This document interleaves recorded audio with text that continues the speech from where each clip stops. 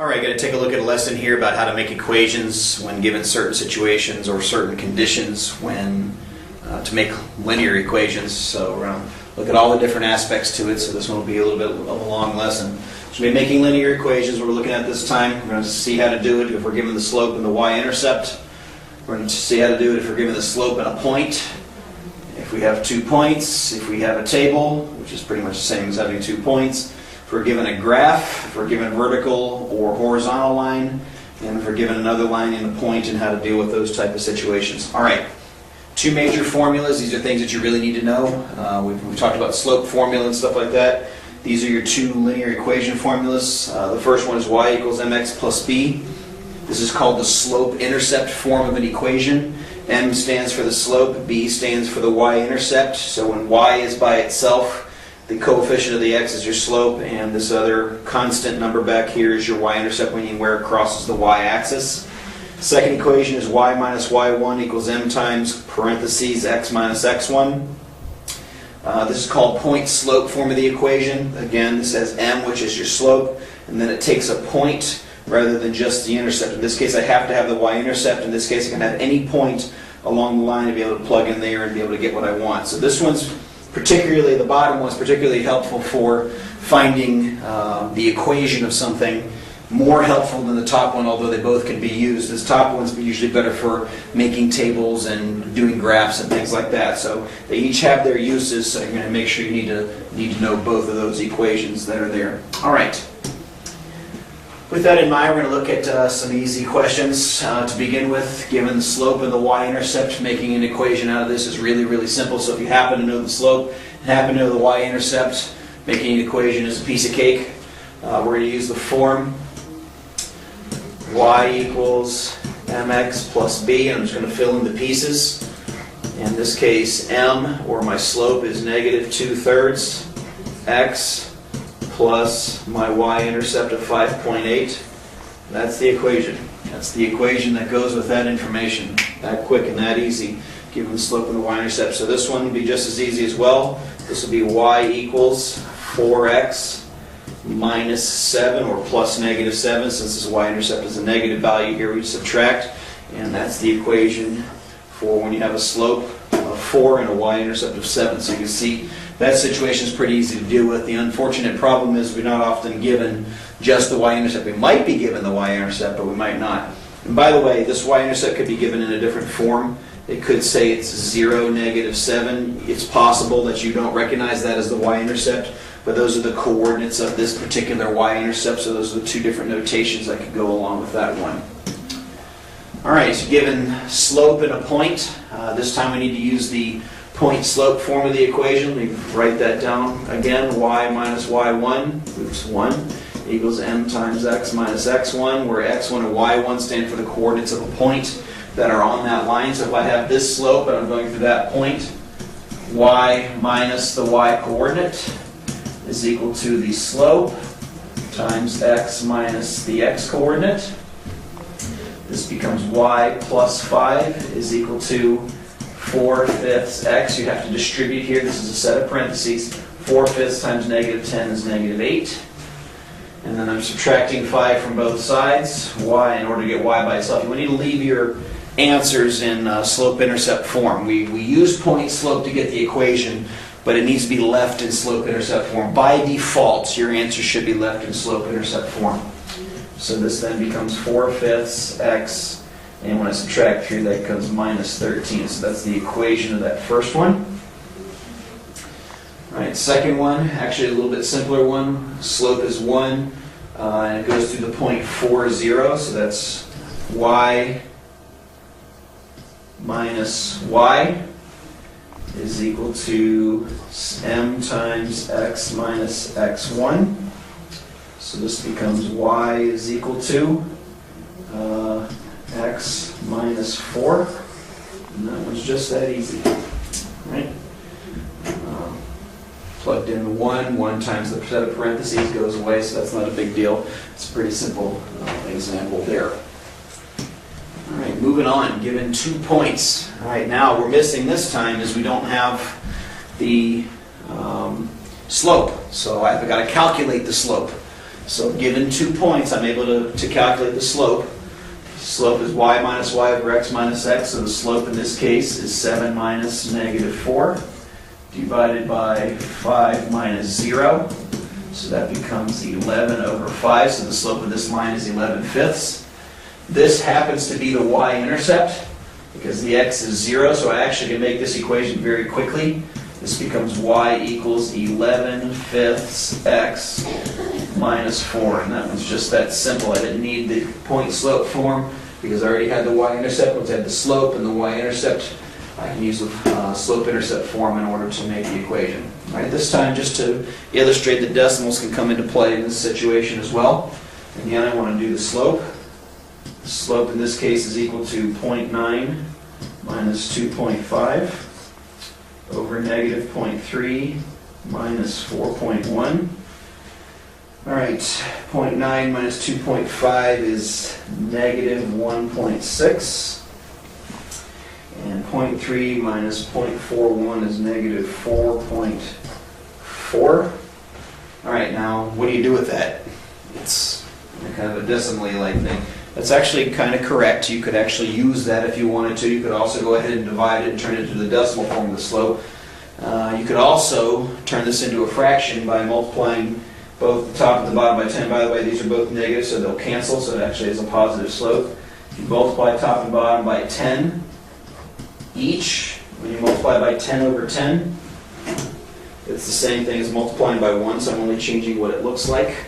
So this is 16 over 44, which is 8 over 22, which is 4 over 11, so the slope is 4/11 for this line. Now in this case, I don't have a nice easy one, so I'm going to go with the smaller numbers on this one just because maybe that'll be easier.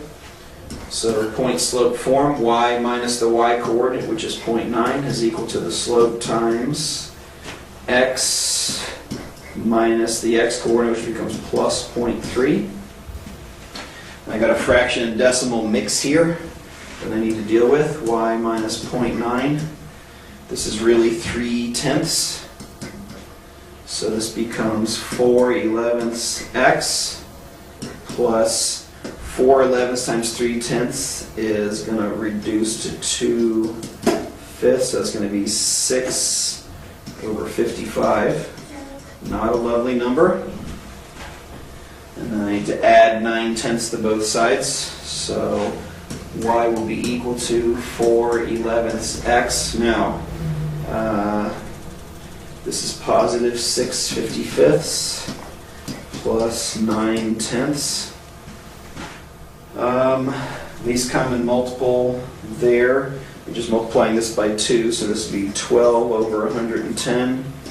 And this would be 11, so this would be 99 over 110. And 99 plus 12 is 111 out of 110. All right, just to let you know, those don't always turn out pretty. That is a linear form of an equation. Kind of got a little bit nasty. Maybe should have gone with the decimal representation of the slope up here so that I wouldn't have to mix fractions and decimals. Doesn't matter which way you go with it as long as what you're doing is correct. All right. Next example, how do we find an equation given a table? Well, this thing's just like the last one we just did. Pick 2 points. So I'm going to pick this guy and this guy to find my slope. Slope is equal to 1 minus negative 2 over 0 minus 1. So that's 3 over negative 1, which is negative 3. This is the y-intercept. It's hard to see that here, but that has an x-coordinate of 0, so this equation is really easy. Y equals negative 3x plus 1. And there's the equation for that line. Notice I didn't even use the rest of the table. The other points should work. For example, if I plug in negative 1, that's going to give me 3 plus 1, which is 4, so it does work. Just have to choose any 2 points that I want to. I didn't have to pick those 2. You can pick any 2 you want to. Pick this one because it has 0 in it. And pick this one in because the number, at least on the x part, was positive. But you don't have to pick.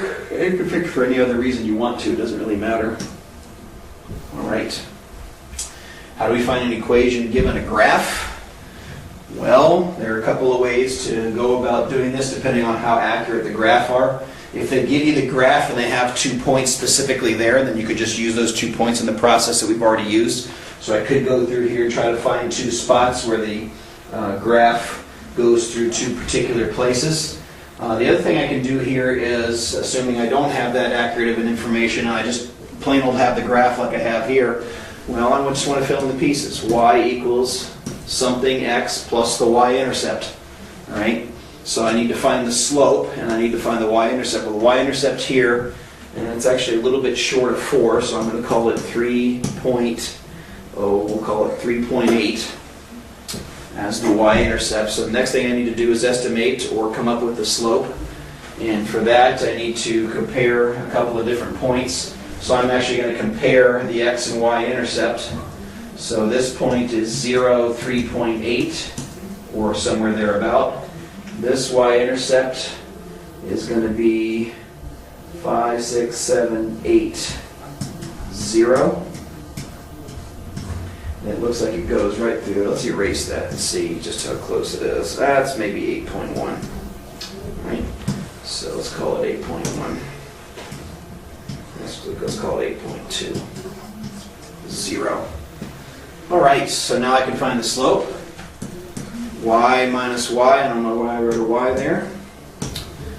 That's going to be 3.8 minus 0 over 0 minus 8.2, which can be negative 3.8 over 8.2. Since I'm in decimals, I'll go ahead and divide that, so let's get a calculator going here.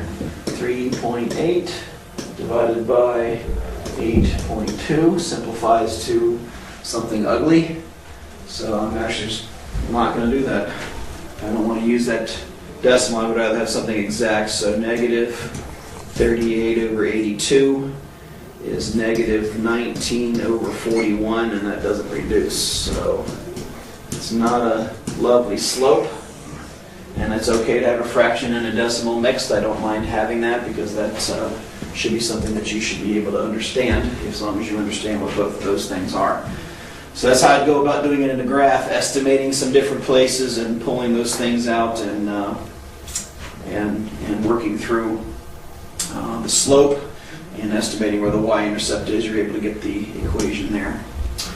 All right, second and last thing to deal with is we want to deal with what happens is a vertical or horizontal line, because their slopes don't matter. Remember, if you remember back to when we were graphing these things, when you only had one variable, that's when you had vertical and horizontal lines. And that's what I have here when I deal with the vertical and horizontal. It's not going to have a slope, it's not going to have an x or y, it's going to have an x, or it's going to have a y. So it's going to be important here to kind of pay attention to what's going on. So let me draw a little set of axes so we can make this a little bit easier.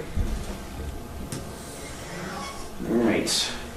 So the point 6, negative 3, 6, negative 3 is there. We want the equation of the vertical line through there. So I'm looking for the equation of this line. And a lot of students have a hard time with that. Well, there's no slope, so you can't use point slope form, and other things like that can occur and happen. I think there's an easier way, and that's the way I'm going to show you here. I'm going to make several points along this line, and I'm going to name them. This is the point 6, 0. This is the point 6, negative 1. This is the point 6, negative 2. Well, what's going on? They're all x is 6. So guess what the equation is? X is, oops, I don't know why I wrote a 2. That's weird. X is 6 is the equation for the vertical line. I'm going to pick up here now with the horizontal line. We know the vertical line because the x's are all 6. Now what's going to happen to the vertical line? It's the same thing, or so the horizontal line. This is the point 6, negative 3. And then this is like 8, negative 3. And this is 0, negative 3. All those values are negative 3. The y values are negative 3, so that's your equation. Y equals negative 3. Now, point slope form will work for this equation. It won't work for that one. Well, neither will slope-intercept, because they don't deal with things that are non-functions. So this is a better way, I think, to go about doing it. Is just name a few of the points. Once you see the pattern, you can come up with the equation. All right. Last and toughest thing that we need to do is learn how to make lines that are parallel through a particular point. So what's going to happen here is we have a line, and then we want to do something in relation to that line through another point. So I've got a little set of axes drawn here, and this equation would be graphed here, y-intercept of 4, slope of -3. So this line is headed down something like that, though that's not drawn very well. And then -2, -5, I want to draw a line that's parallel to this one. So it kind of look like this. And I want to find the equation of that thing. Well, to find the equation, I need a point in the slope, so I can use point-slope form in order to find the equation. Well, I've got a point. How do I get the slope? Well, if this is the line, its slope is -3, so the slope I need is -3 in order to be parallel to it. So slope is -3 through that point. So y minus -5 is equal to -3 times x minus -2. So that's y plus 5 is equal to -3x. And that's going to be plus 2 here, so that's going to be positive 2 times 3, which is going to be -6. So y is equal to -3x minus 11. That's the equation of that line through that particular point. Well, what about perpendicular? Same thing. I just need the slope off that line. The slope of any line perpendicular to it is going to be positive 1/3. And then I use the same point. Y minus -5 is equal to the slope times x minus -2 plus plus plus plus. That's y plus 5 is equal to 1/3 x plus 2/3. When you subtract 5 from both sides, y is equal to 1/3 x minus 4 1/3. So there's your next equation. And what about intersecting? I'm not going to do this one all the way out. Just know that if all I wanted to do was go through this point and intersect that line, yes, I could use the opposite reciprocal and make it perpendicular. I just have to use something other than -3. Anything else will work. Because in order for them to be parallel, which means not intersect, you have to have the same slope, anything that's not -3. So I could pick something easy like 1, or even 0 actually for that case, and you'd still end up with an intersecting line. All right, it's a pretty long lesson. All the different ways to come up with equations. This might be something you want to look through again, or maybe ask your teacher about, because there's a lot of different ways that you may have to go about doing this thing. Make sure you know your formulas. Make sure you know how to apply them. So until next time, see ya!